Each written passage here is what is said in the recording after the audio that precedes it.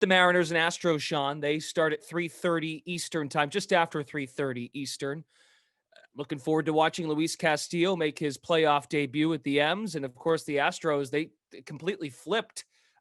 Just watching the live line movement during the game the other day, you could have gotten a similar price to win the World Series, win the American League for the Astros and the Mariners. That changed very drastically thanks to the walk-off home run. But what are we looking at now for game two, M's and Stros? Yeah, that Yordan Alvarez home run worth exactly 36% in terms of a series win probability between them losing game one or winning game one. I lean to the Mariners here in game two. I want plus 141 or better on their money line. Best price currently around the market is plus 140. So I need it to come up just a little bit further. We'll see if it gets there before game time. And I also lean to the under 7. I want a minus 110. I don't know if it'll get there before game time with the best price currently at minus 120. But I think this is a decent matchup, as good of a matchup as you could hope for both pitchers, for both of these teams. Luis Castillo facing a Houston offense, which was the best offense in baseball against lefties down the stretch, 46% better than league average after the deadline, but very close to league average against right-handed pitching. Houston top 6 against fastballs and changeups, 14th against sliders. And why that's important is Castillo has slowly decreased his changeup usage, not only during this season, but during his time with the Mariners. Through 14 starts with the Reds this year, used that changeup 26% of the time, closer to 30% in his 3 prior seasons. That dropped to 18% with the Mariners, and he reallocated that 8% usage all to fastballs. He's particularly stopped throwing it against same-sided hitters, right-handed hitters. Normally you deploy a changeup against opposite-handed hitters.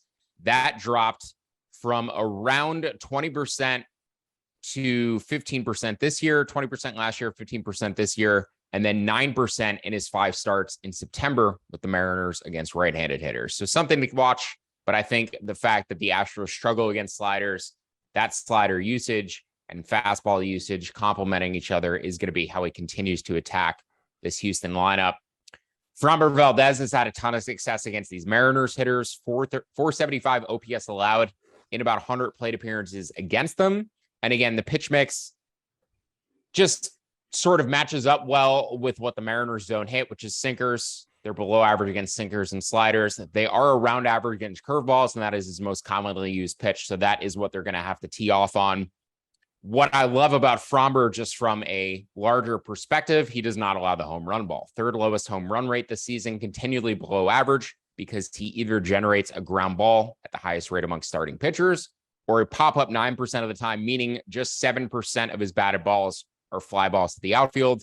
And even at around a 12% rate of those going out of the park, he still has about a half of a home run allowed per 9 innings. So I don't mind this matchup for Seattle. I think this should be a pitcher's duel, should be relatively low scoring.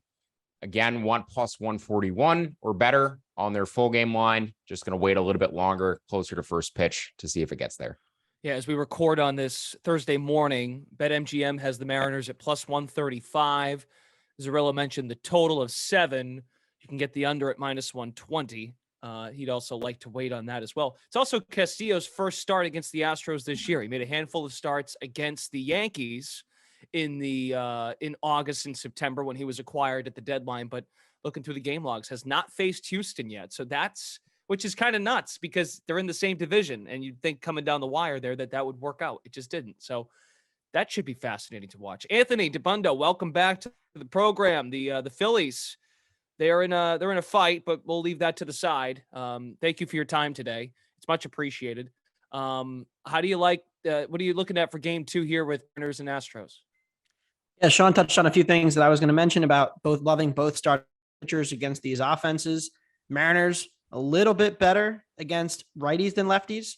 Astros much better against lefties than righties. So you're getting the Astros in their worst split, the Mariners in their slightly worse split.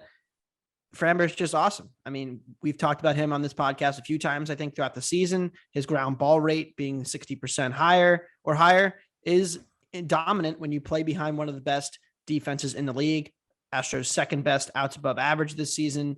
It's a major bonus because he does occasionally run into some command problems. And that's the one concern here is that the Mariners don't chase a ton. So if he walks a bunch of guys, He could have some problems, but he gets so many ground balls, and the Astros are so good defensively that they turn so many double plays off of that. Mariners have a bunch of guys in the middle of the order who are prone into grounding into double plays. And so that's a big red flag for the Mariners offense in this matchup. Framber started against the Mariners twice this year, 15 strikeouts, 2 walks, dominant showing both outings. I like the under here. You mentioned Castillo as well. Dominated the Blue Jays on Friday. Do expect him to have another solid outing. And I'm expecting both bullpens to the max. We're going to see only the top arms, Sewald, Munoz, all the top guys, Presley. So with the off day yesterday and the off day tomorrow, both teams need this game, go all out. Do expect to see very little scoring after the 5th. And we will not be seeing Robbie Ray, which is perhaps the best run suppression in this series.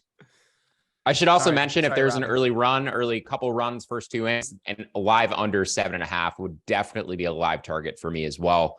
As Anthony mentioning, the aggressive bullpen usage likely for both teams.